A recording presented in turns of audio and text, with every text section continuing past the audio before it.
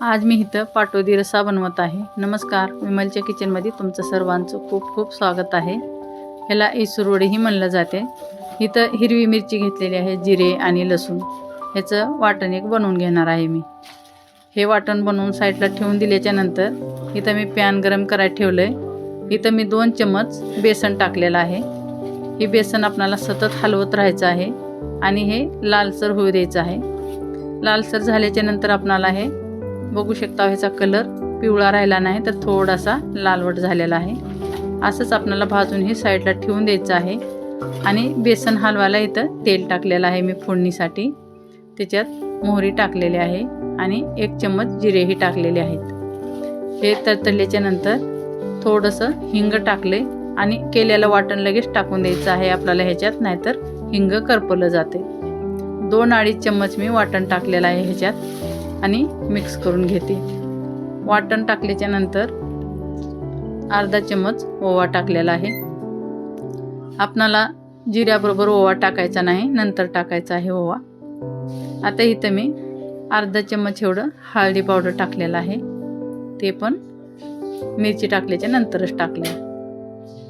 हे झालेलं आहे आपलं। आता इथं थंड पाणी टाकून घेते फोडणीसाठी आणि हे अर्धा लिटर पाणी टाकलेलं आहे मी। एवढ्यातच आपल्याला बेसन हलवायचं आहे। एक उकळी आल्याच्या नंतर इथं मी नमक टाकलेलं आहे स्वादानुसार आणि पीठ चाळून घेऊया। आता आपल्याला ह्याच्यात हलवण्यासाठी पीठ कधीही चाळूनच घ्यायचं आहे। पीठ चाळल्याच्या नंतर हे बघू शकता, पीठ चाळून घेतले मी आणि अंडा फेटायचा असते ना, त्यानंच हलवलं तर बिलकुल गोट्या होत नाहीत। एका हाताने हलवायचं आणि एका हाताने हात पीठ असं पेरत जायचं। दोन्ही हात चालू ठेवायचे आहेत, म्हणजे कसलीच गुठळी होणार नाही। पूर्ण घट्ट होईपर्यंत आपल्याला पीठ टाकायचं आहे आणि हलवून घ्यायचं आहे। पूर्ण गुठळ्या इथं आता फुटल्या, आता एकही गुठळी नाही राहिली। हे आपण सतत हलवत राहिल्यामुळं गुठळ्या आपल्या साऱ्या निघून जातात आणि सारं बेसन आपलं चांगलं शिजलं जाते। हे 5 मिनिटासाठी झाकण झाकून ठेवणार आहे। 5 मिनिट झाल्याच्या नंतर एक वेळेस मिक्स करून घेऊया। बघू शकता, चांगलं आपलं घट्ट बेसन झालेलं आहे। आणखी ह्याला मी 5 ते 6 मिनिटासाठी असं शिजवून घेणार आहे। कमीत कमी 12 मिनिट आपल्याला हे बेसन कमी गॅसवर झाकण झाकून शिजवून घ्यायचं आहे। आता हे झाकण झाकून आणखी 5-6 मिनिटासाठी ठेवून देणार आहे। आता इथं प्लेटाला मी वड्या थापण्यासाठी तेल लावून घेत आहे। असं तेल लावूनच कधीही वड्या थापायचं, म्हणजे खाली चिटकत नाहीत।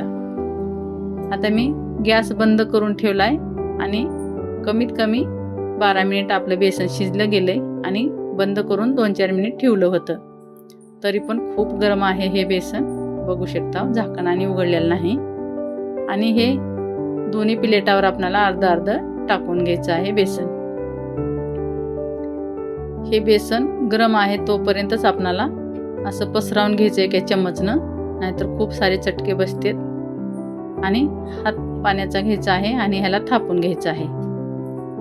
दोन्ही प्लेटावर मी अर्धा टाकलेला आहे इथं आणि थोडंसं बुडाला चिटकलेलं आहे, ते आपण येसूरमध्ये वापरणार आहोत। ते एक 2-3 चम्मच एवढं निघल खाली बुडाला लागलेलं। बघू शकता, असं आपल्याला पसरवून घ्यायचं आहे आणि हातानं थापून घ्यायचं आहे। थोडंसं पाण्यात हात घालून घ्यायचं आणि थापून घ्यायचं। हे साईडला ठेवून देऊया। दोन्ही प्लेट थापून घेतले तर आता फोडणीची तयारी करूया इथं येसूर बनवण्यासाठी। 1.5 माप तेल टाकलेलं आहे। ह्या भाजीला तेल थोडं जास्तच लागतं। आणि तेल गरम झाल्याच्या नंतर 1 चम्मच मोहरी टाकलेली आहे आणि इथं 1 चम्मचच एवढे जिरे टाकलेत। हे थोडासा लालसर कलर आल्याच्या नंतर कढीपत्ता टाकलेला आहे इथं आणि 1 कांदा टाकलेला आहे। हे कांदा आपल्याला हलवून घ्यायचा आहे, जास्त करपू द्यायचा नाही, थोडासा कलर चेंज होऊ द्यायचा आहे कांद्याचा। आता हे कलर चेंज झालेला आहे। इथं 1 चम्मच मोठा एवढा अद्रक लसूण टाकलेला आहे। ह्याच्यात वाटताना थोडंसं नमक टाकलं होतं, अर्धा चम्मच। त्याला एक कच्चेपणा दूर होईपर्यंत आपल्याला मिक्स करून घ्यायचं आहे तेलात। बघू शकता, बिलकुल कांदा मी लाल होऊ दिला नाही किंवा करपू दिला नाही। 1 टोमॅटो टाकलेला आहे इथं, तेही मिक्स करून घ्यायचं. अर्धा चम्मच एवढं इथं नमक टाकायचं आहे. नमक टाकल्यामुळं लवकर टमाटर सॉफ्ट होते. आता इथं अर्धा चम्मच एवढी हळदी पावडर टाकली, कमीच टाकली हळदी पावडर, आणि 1 चम्मच बारक्या चम्मचनं लाल मिरची पावडर टाकलेला आहे. आता हे थोडंसं परतून घेतल्याच्या नंतर इथं आपलं जे घरगुती काळं तिखट असते ते टाकायचं आहे. बारक्या चम्मचनं मी 2 चम्मच टाकलेला आहे. ह्याच्यात सारे गरम मसाले आहेत, त्यालाही मिक्स करून घेऊया. मी इथे एक वाटण बनवलेलं आहे. कांदा, खोबरं, खसखस आणि तीळ आणि जेवढे तुमच्याकडे गरम मसाले आहेत तेवढे टाकायचे आहेत आणि असं एक वाटण बनवून घ्यायचं आहे. ह्याच्यात कांदा, खोबरं, तीळ आणि खसखस टाकणं खूप गरजेचं आहे ह्या भाजीसाठी. आणि गरम मसाले टाकल्यात आणि हे तेलात परतून पिसून घेतलेला आहे मसाला. हे मी कालच करून ठेवलेला आहे. तेल सुटेपर्यंत आपणाला हे कमी गॅसवर परतून घ्यायचं आहे. गॅस कुठंच वाढवायचा नाही. एकदा मसाले टाकल्याच्या नंतर चांगलं तेल सुटलेलं आहे. साईडच्या गॅसवर मी पाणी गरम करायला ठेवलेलं आहे आणि ते गरमच पाणी टाकायचं आहे. इथं जेवढी तुम्हाला भाजी करायची तेवढे पाणी टाकून घ्यायचे एक वेळेसच. आता हे एक उकळी येऊ द्यायची आहे ह्याला. आता हे जे पीठ भाजून ठेवलं होतं बेसन पीठ, ती एका प्लेटात काढून घ्यायचं आहे. हे येसूरसाठी पीठ वापरलं जातं आहे. भाजीला घट्टपणा हे येतो आणि खायलाही खूप स्वादिष्ट लागतं. हे गरमच पाणी टाकलेलं आहे ह्या पिठात आणि एका चम्मचनं आपल्याला मिक्स करून घ्यायचं आहे.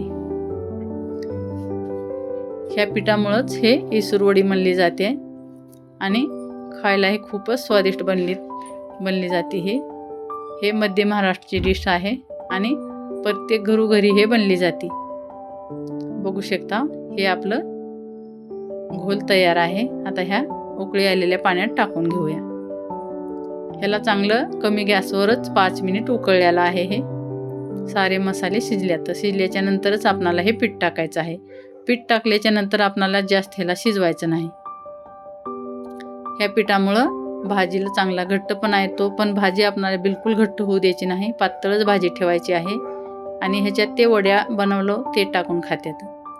हे भाकरीसोबत, चपातीसोबत किंवा भातासोबत कशासोबतही खाऊ शकता.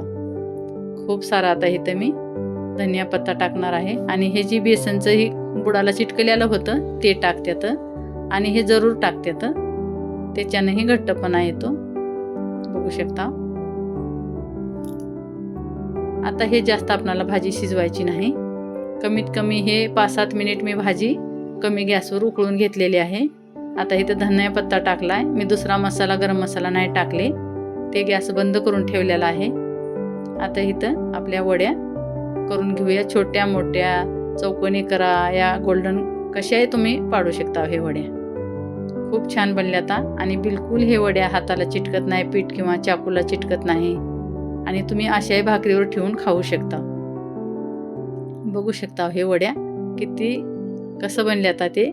अशा मी 2 प्लेटाच्या अलग अलग छोट्या आणि मोठ्या दोन्ही बनवलेल्या आहेत. येसूर टाकायचं आणि त्याच्यावर वड्या टाकून भाकरीसोबत, भातासोबत, कशासोबत बी. कसा वाटला येसूर वडीचा व्हिडिओ कमेंटमध्ये नक्की सांगा. लाईक, शेअर आणि सबस्क्राईब जरूर करा.